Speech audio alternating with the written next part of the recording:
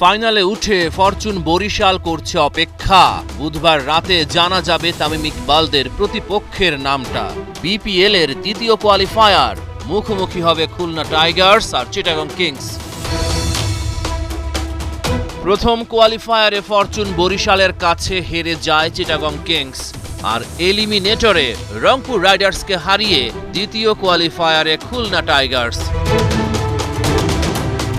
স্পটলাইটে থাকবেন খুলনার কাপ্তান মেহেদী হাসান মিরাজ।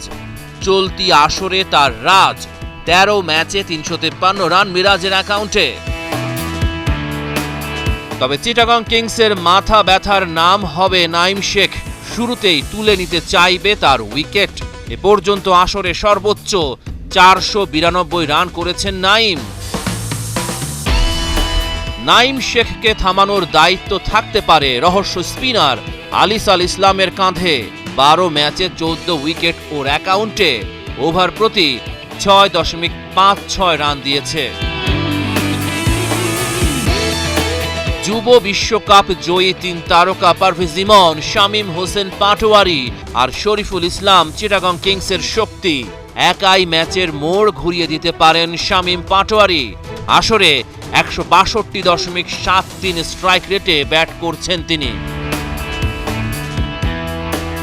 খালেদ আহমেদও হতে পারেন গেম চেঞ্জার।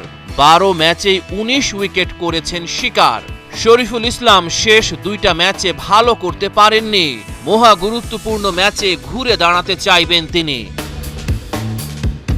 রহমান পেয়ার, ৭১।